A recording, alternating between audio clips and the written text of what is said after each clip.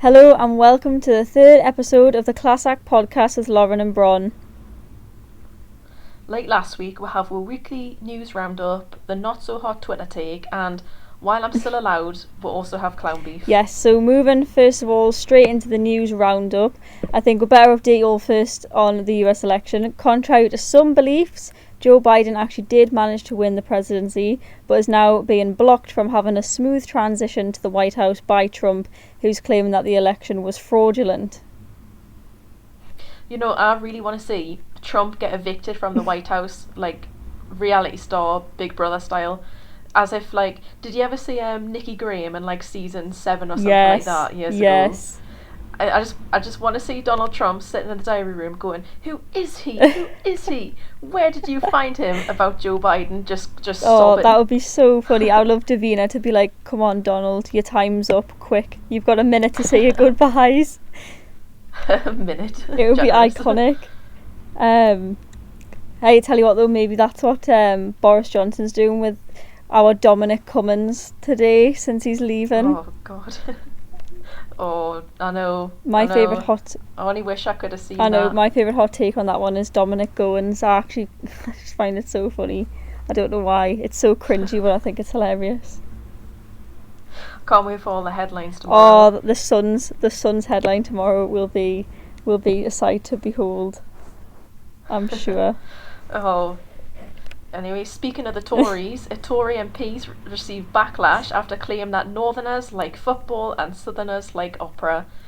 Jake Berry, who was a former Northern powerhouse minister, said during a debate that, quotation, Northern culture was being affected by the pandemic, and by Northern culture he just meant being a football Reggie, because, you know, there's no football clubs in the south of England, is there? No, definitely not. And there's no theatres in the north. And, you know, Northerners are a load of football Reggies anyway, as we all know. But in fairness, and I hate to admit this, I did actually Google which football club has the worst behaved fans in the UK, and unfortunately it is actually Newcastle. But there was a few Southerners on there as well. I don't believe that, Bronwen. I'm sorry. That's ridiculous. If it's anyone in the north, it's Sunderland for starters. But I thought Chelsea was quite bad. I think it's the horse. Yeah, I don't think so. I've not heard Chelsea out. I know they're the most hated club, but I don't think that's because they're naughty. I think it's like Millwall or whatever is quite bad as well. Yeah. But I don't think anyone else has punched a horse, so I have to concede that one. That is so true. I actually forgot that happened. What a time to be alive that was, you know, I tell you. But no, going back to the actual thing of the MP saying that like Northerners only like football and Southerners like ballet and the opera. I mean, if you ask me, it just proves my point completely about the whole north-south issue, that they just sort of see Northerners as like rabid dogs. Feral. Yeah, exactly, feral rabid dogs. Tell you what, I'll go and get me whippet willow and me flat cap and have some chips and some paper. Honestly, the way they go on, it's a joke. I know. So anyway, I'll move on to something else I'm equally as annoyed about this week. Which is on Tuesday, a statue of the women's rights philosopher Mary Wollstonecraft was unveiled in London after a 10-year fundraising campaign, and it's safe to say it's been met with mixed reactions, although I think that's putting it mildly, and that's because it depicts basically a tiny, super thin woman with perky silver boobies on a statue that's supposedly made in the image of Wollstonecraft, who died in 1797. And yet they've created this statue that is stark naked, supposedly to be in honour of her. You know, I think personally it's a little bit shocking that the woman whose work was all about women having the same intellectual capacity and capability as men has been reduced basically to a tinfoil titty statue. But that's just my take. You know what it is, right? When I first heard about this, I was ready to be on my high horse about it, right, and say, "Oh, the bloody man that created this," but it was made by this woman, so I'd imagine she'll do that whole, you know, like bit about, "Oh, it's a feminist masterpiece, blah blah blah," But I've saw the interpretation of it is that it's apparently supposed to represent every woman, but in that case, like, just call the statue Every Woman and don't drag Mary Wollstonecraft's name into it. Like, just let her rest in peace. No, I totally agree. I think it's ridiculous. Why would you campaign for 10 years to get a statue for Mary Wollstonecraft to make one that looks nothing like her? Stupid 10 years. I know, that was like... Imagine everything they could have done. They could have donated that money. I think it cost them like, I think it was 140 grand, but don't quote us on it. Shut up. They could have spent that money on, like, I don't know, setting up a little school for Something some helpful. girls or something like that. Do you know what I mean? Like, literally anything else. They could have given it to Sunderland Football Club, but it would have been a better spend of their money. I know, it's like one of the players' wages for a week, like a couple of years ago. Yeah, wasn't probably, you know. Not anymore. Oh God. Anyways, you know, we'll get on to something a bit more festive. Just something a bit more cheerful after this miserable year. And we'll move on to a not so hot take from Twitter. Now, you know, the Christmas adverts, they're coming out already, and I'm not actually that mad about it this year because, you know, we just need something a bit happy. Agree. I don't know if you agree. I hate how sad this year has been, so I'm hyped for Christmas. Same. So I don't know if, you know, if anyone's seen it yet. I know it's early days, but John Lewis have released their Christmas advert today, and it was the classic kind of like, ooh, be kind to each other kind of thing. So they tweeted it and everything, and the not so hot take is from someone called Janice who replied to this lovely heartwarming Christmas advert with, John Lewis spend ridiculous amounts on Christmas ads while staff have worked for peanuts for years and now being made redundant. And I'm a bit like hesitant about calling this the not so hot take because I do sort like semi agree with, you know, the staff have worked really hard and there's like hundreds of people being made redundant, but I don't think the solution to staff being made redundant is to also make the whole marketing team redundant as well. And this year, with everything that's went on, we've had such a huge focus on saving the art sector after they've been repeatedly let down. So I don't know why you'd have a go at an advert that's probably had a massive workforce in its production, you know, at a time like this. Yeah, I agree. I think that's such a good comeback toward Janice, to be honest. I guarantee that Janice would have been kicking off on Twitter about that whole government advert of Fatima retraining in cyber. You know what I mean? Like the whole arts should retrain. Oh my God, that has just triggered my fight or flight response here in Fatima retraining cyber. I wonder what Dominic Cummins is going to retrain as. Oh God, I don't think anyone would have him. He can be a tour guide at Barnard Castle. Wouldn't that be incredible?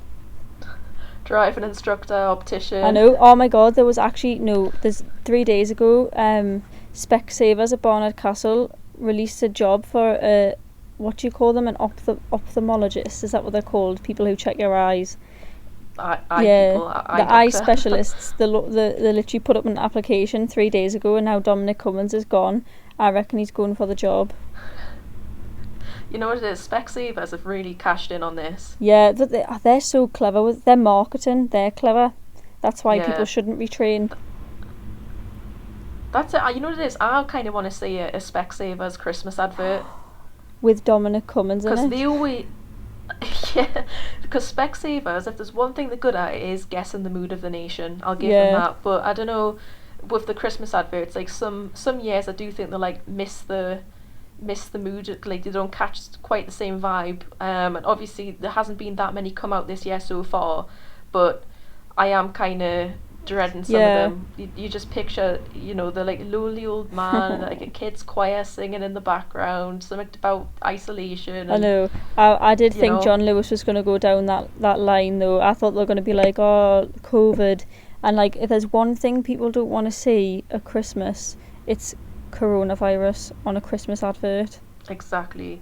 And do you remember like really early on in the whole thing when all those celebrities did that concert, like I think Miley Cyrus, Billie Eilish, and I was dead looking forward to it. I was like, oh, I can't wait to like take my mind off all this misery. But they all just sang like drab, boring songs. It was dreadful. As if like, oh, look how sad. I was shocking. It really was.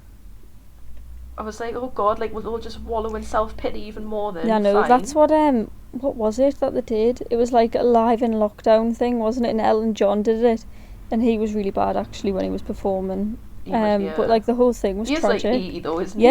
I was going to buy a ticket for his concert the other day, and they're £300 per ticket. Is it really? Yeah. It's shocking, and the cheapest one is 150. So Jesus. Well, do you want a little fun fact though, right? You know, I live in Aberystwyth, for anyone that doesn't know, and Taron Egerton or Edgerton, I don't know how to pronounce his name. He lives here, and like everyone around here like knows his house and stuff. And you know, if you walk past it, people that aren't from here, you're like, oh, Taron lives there. So like you just kind of like see him like walking about and that when he's home. It's so weird. So yeah, I never knew that. Elton John connection. I love that. Yeah, he's Thanks, from here. Bronwen. Yeah, it's so weird. Yeah, well there you go. Fun fact. We've all learned something new this week. I know, that's nice, isn't it? But if you know you want to hear something else new, we can move on to clown beef. My favourite segment. If you're ready for it, yeah. The only podcast where you can get beef like this, clown specific beef. So this week's clown beef is about a man from New Zealand, right? And he got the dreaded email from his boss saying, we need to have a little chat about your role in the company, right? And he knew he was either going to get a promotion or sacked. And I think he was like, probably gonna be the latter. So in New Zealand, and I assume the UK as well, you're entitled to some sort of representation during redundancy meetings. So rather than get like a union rep or emotional support animal solicitor or whatever, that's the grown-up one, isn't it? What this man decided to do was hire an emotional support clown to come and support him during the meeting. And honestly, just reading like the account of the whole thing is just absolutely brilliant. So the clown like made balloon animals when they were chatting, and like made, you know, like balloon dogs and unicorns and everything. And when his boss handed him over the redundancy papers, the clown was like pretending to cry, and it just can you just imagine? Wow. I just wish there was some sort of footage of it. Yeah, I would have liked him to record that, to be honest. I do think it makes you kind of realise like why they sacked him in the first place, though. That was the kind of antics he was pulling. So true. I wonder what else he brought in during his time. I think we should get him on the podcast. Yeah, you know what it is? I was thinking though, it's a good thing it wasn't a promotion, because imagine you've like went in there like, you know, on one because you think you're going to get made redundant with a bloody clown. Yeah. And then they're like, oh, we're pleased to say we want you to like move up to management. You'd feel a bit silly. Just a little bit. Oh, that'd be like, it'd be a worst nightmare. But I think he'd obviously done something naughty, hadn't he?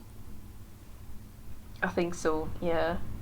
He doesn't seem like the most like wise. No, employee he doesn't ever. seem like I'll say the wisest tool in the box. The wisest. That's what I'll say.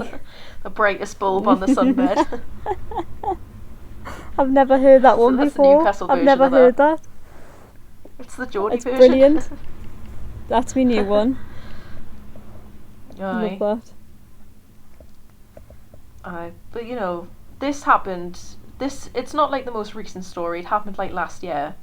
And you know, I'm just trying to like, I've got a funny story, so I'm just trying to like put it in where I can, right? So today is the 1 year anniversary of the funniest thing I've ever done in my entire life. Which is? So a bit of backstory, right? Two of the girls I lived with last year, right? They were the kind of girls where they go on a night out, and every night out they go too far. You know what I mean? I relate. Sadly. So every night out that they just go a bit too wild, a bit too crazy, and like you know the next morning when you have the fear. Yes, very much so. Yeah, absolute nightmares. Like, oh my god, I can't believe we did that. And basically every night out they went on, they were never satisfied until they stole something. So as soon as they were drunk and like out and everything, they just got it in the minds of like had to steal, just anything, like nothing specific, just anything. So like the reoccurring one was, say, you know, if you're getting food after a night out and that, we used to go, I don't want to like sort of incriminate anyone here by like being too But you're about specific, to. but I'm about to. So we'll go to Subway and stuff like that, and at the till, when they were paying for the food, they would just like grab a load of like cookies or like them little fruity things and just like shove them in the pocket, just for the thrill of it. And there was another time as well where they were at the bar, and as the like bartender turned around to like get the card machine, they just grabbed the drinks and just ran. And at the time they always thought it was really funny, but like the morning after, obviously like the regret Kicks in. So anyway, yeah. So me and my friend were like, right, we need to intervene here. We need to do something to teach them a lesson, right?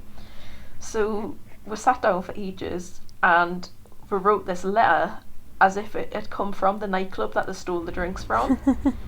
And it was like, dear so and so, in partnership with like the university and the nightclub, we have used facial recognition software to detect that you and so have stolen these drinks, blah blah blah. We will therefore issue you with a 3-month ban unless you can come and like, you know, what's the expression, reimburse us for the cost of the stolen drinks, right? And the pair of them fully, like, the panic was like nothing I've seen. They were like the strategy was they were going to go down and apologise to the person that owned the club. So they were like hysterically like crying, like putting the coats and shoes on and that. I know it sounds really mean, right? But we're like, they're going to have to learn somehow. Iconic. So just as they were about to leave, right, they kind of like thought, something's a bit off about that. The fact that the club have sent her a letter for the sake of like 4 blue wickets or something, and they were like, hang on a minute, and it came clean. But it was just honestly the funniest thing ever. I do love that story. I do love it. Just taught them a lesson, and it didn't stop them doing it ever again, but you know, it was a little bit less than before. I think the next step's prison. It's the only way they'll ever learn.